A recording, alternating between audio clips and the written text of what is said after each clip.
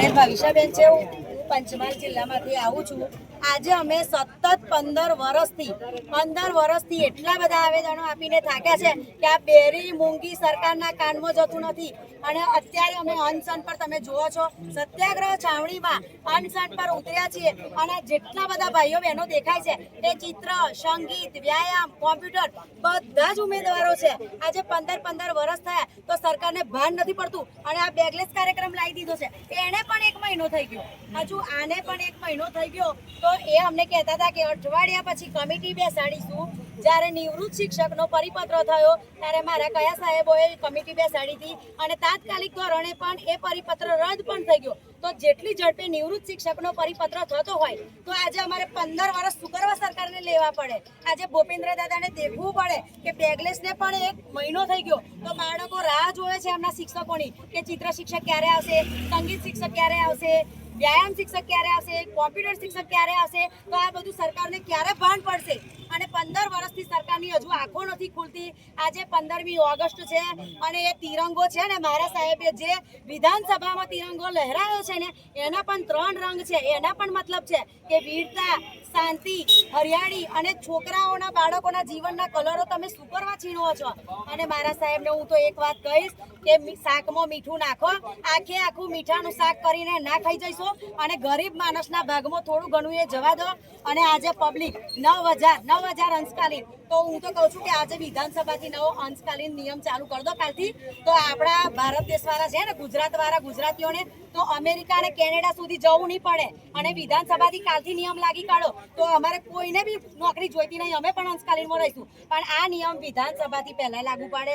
અને મારા સાહેબની ગણતરીઓ હવે 15 વર્ષ થયા. આ બધાની ઉંમર જુઓ, આજે 40 ને પાર પડી ગઈ.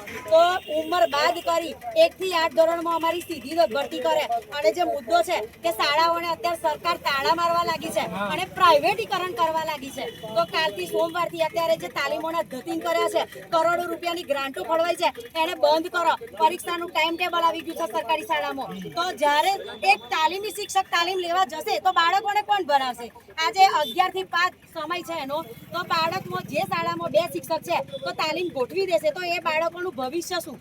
અને ખાસ કરીને સર્વાંગી વિકાસના મોટા ડિબાંગો ફેંકે છે કે સર્વાંગી વિકાસ થશે, બાળકો રમતમાં આગળ જશે, ચિત્રમાં આગળ જશે, સંગીતમાં. પણ કયા ધોરણથી? આજે દરેક બાળક એક શાળામાં કેટલાય બાળકો છે તો બધા બાળકો હોશિયાર નથી હોતા. કોઈ બાળકો બધામાં રસ ધરાવતું હોય છે કે કોઈ ચિત્રમાં આગળ હોય, કોઈ રમતમાં આગળ હોય, કોઈ સંગીતમાં આગળ હોય. તો એનું જે માધ્યમ છે, ચિત્ર, સંગીત, વ્યાયામ, કોમ્પ્યુટર, એ માધ્યમ પ્લેટફોર્મ જ એમને પહેલેથી નહીં મળે તો એ કેવી રીતે આગળ જશે? કેવી રીતે રમશે ગુજરાત, બનશે ગુજરાતના ધતિંગ એમના જે ચાલે છે કાર્યક્રમો, એમના તમાશા બંધ કરો.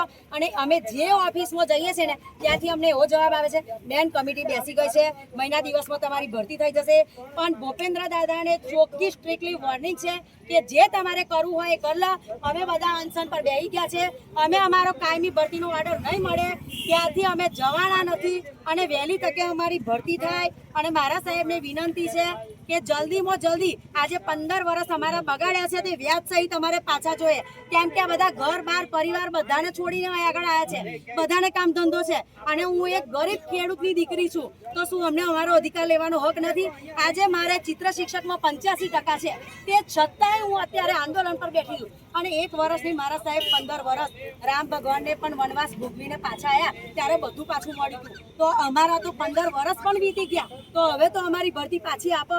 અને ભૂપેન્દ્ર દાદાને રિક્વેસ્ટ કરીએ છીએ કે બધા જ મંત્રીઓને, ભૂપેન્દ્ર દાદાને તો બોલવાનું કંઈ રહેતું નથી. એ તો જ્યારે અમે ફોન કરે તો ફોન પણ નથી ઉઠાવતા અને બધા ઓફિસમાંથી એક જ જવાબ મળે છે, આ અમારા પર પ્રેશર છે, બેન આગળથી ના પાડે છે. બીજી ઓફિસમાં જઈએ તો કે અહીં આગળ બેન ના ચાલે, તમે બીજી જાઓ. હું એકલી જ વિદ્યાર્થી એવી છું કે પર દિવસ વિધાનસભામાં ફોન કરું છું.